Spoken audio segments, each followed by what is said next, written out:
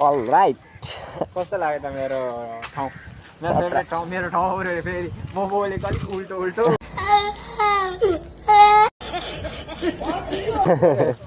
so खतरा छ त अब हामी चाहिँ यहाँ टक्कै प्रस्थानबाट चाहिँ हामी हट्यौँ होइन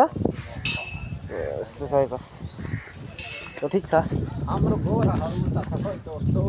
दामी छ होइन यहाँबाट अब हामी ठ्याक्कै माइक किन्न जान्छौँ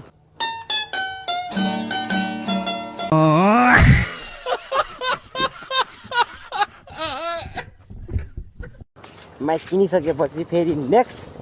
भ्यू नेक्स्ट ठाउँ देखाउनलाई चाहिँ हामी हिँड्छौँ है त गाइज त्यही हो नि तातो न तातो छ आमामा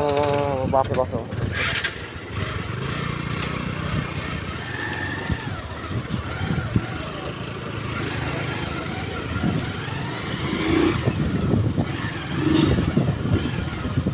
सो त्यही हो गाइज यहाँदेखि चाहिँ ओह्रालो रहेछ होइन लाग्यो अब ओह्रालोतिर होइन गाइज ओइ ओइ दाजु दाजुले झन्डै मलाई हान्थ्यो नि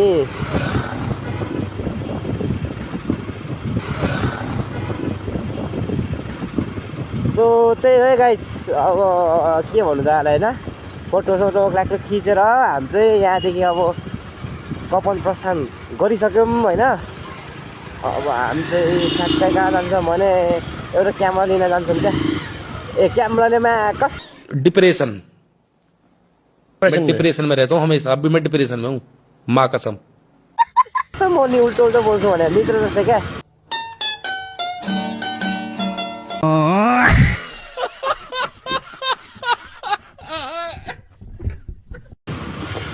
अझै अब यहाँदेखि चाहिँ टक्क लगाएर जाने होइन गएपछि एउटा टक्कै सानो ठिक्कैको एउटा उयो दिने होइन माइक अनि त्यसपछि चाहिँ के हुन्छ भने हाम्रो भ्लग हुन्छ है त्यसपछि चाहिँ छुट्टै साउन्डसँगको भ्लग हुन्छ है त अलिकति खतरै भनौँ न होइन त्यसपछि चाहिँ फेरि अलिक खतरै हुन्छ होइन त्यसपछि भ्लगहरू चाहिँ अलिकति नसोचेको चाहिँ सहायता गाई हाम्रो मित्रले किन साइड लाइट बाल्नु भएको त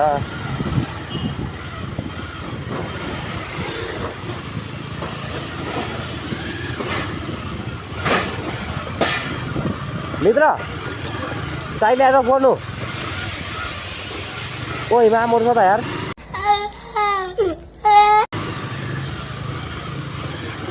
ए यहाँ चौकी रहेछ अब म तर्तिर आएर कस्तो मैले यार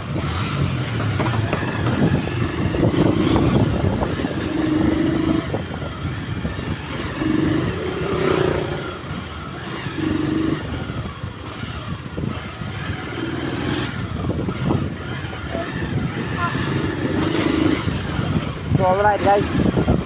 हामी चाहिँ यहाँदेखि अब कुन ठाउँ देखाउँ त तपाईँहरूलाई यहाँ म अब गएको ठाउँ सबै गइसकेँ काठमाडौँभित्रको अब नेक्स्ट नगएको भनेको अब होइन भन्दा नि हुन्छ अब एक्ज्याक्टली मैले घुमिसकेँ भनौँ न होइन त्यही अन्त अब यसो कहिलेकाहीँ आइयो रमाइलो गऱ्यो बस्यो होइन अरू त के चाहिँ छ र जिन्दगीमा मरिलानु के छ र होइन औ काफुरा लाएर जानको मोर्छ मायालाई भेट्नलाई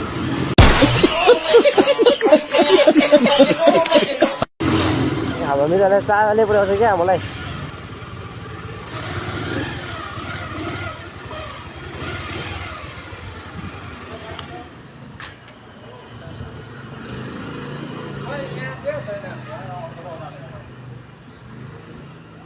छैन रे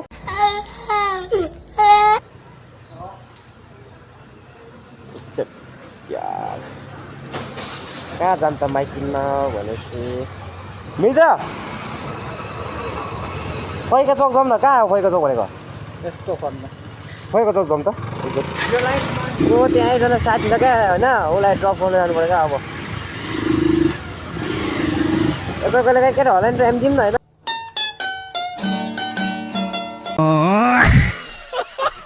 कति केटाहरू नभेटेको धेरै भइसक्यो नि त होइन यसो हल्का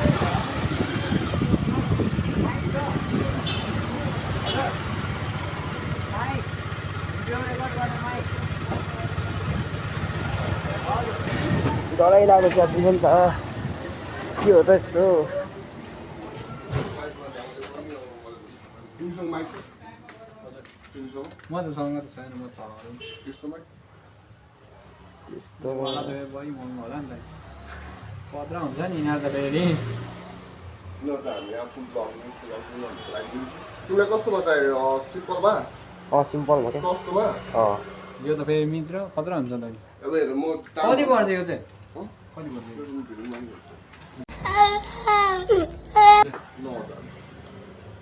तिमीलाई कतिसम्मको चाहियो त्यो तिमी रेन्ज भन मलाई त्यो उवाला हुन्छ नि त रेन्ज त्यो मसँग त्यो छ फिक्स कति कति कतिसम्म छ भन्नु न यस्तो हो क्या मसँग होइन एउटा 9,000 पनि छ होइन तर तिमीलाई 7,000 पनि छ 6,000 पनि छ 3,000 पनि छ 2,000 पनि छ त्योभन्दा कम छ त्योभन्दा कमाएको छैन त्यो इयरवाला चाहिँ छैन इयरवाला कस्तो जस्तै जस्तो इयरफोन हुन्छ नि इयरफोनको जस्तै घुसाएर बोल्ने हुन्छ क्या ए त्यो होला नदिँदा राम्रो हुन्छ भाइ त्यो अलिकति ताप टिप्यो भने त्यो दिन पनि टिप्यो मैले पहिला चलाएको त्यो त ठिक छ तिमीले त्यस्तो हुन्छ नि त त्यो चाहिँ कस्तो हुन्छ नि यो यहीँ उ गर्ने नि त अनि यहीँ उसले माइकबाट बोल्न पाउने हो नि प्रायः ऊ मात्रै युज गर्छ नि त लाग्ने फोनमा प्रायः यस्तो खालको युज गर्ने चाहिँ उहाँ हो क्या जब ऊ युज गर्ने त्यस्तो खालको उ गर्ने हो क्या भन्नुको लागि त्यही अर्को पनि चाहियो पाँच बेला लाग्छ तिमीलाई जस्तो भन्दै त्यस्तै मगाउँछ हो त मिल्न अर्थ छैन हो त्योमा त्यो वायरलेस पनि छिटो हुन्छ तर त्यो नानी यो खाले चाहिँ यस्तो हुन्छ नि हामी त लङ राइड गइन्छ नि त ब्याट्रीको ऊ हुँदैन क्या सक्ने यताउता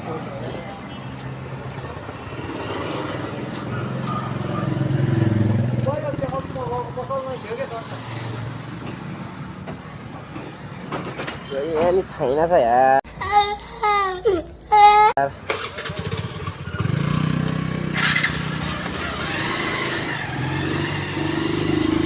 त्यो छैन भन्दा पनि छँदो रहेछ अब हामी जस्तो नर्मल मान्छेले होइन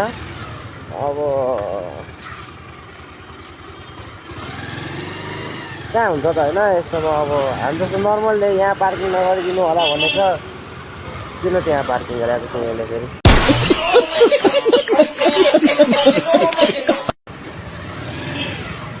त्यस्तै हो क्या अब होइन हामी जस्तो नर्मल मान्छेले कहाँ अब त्यत्रो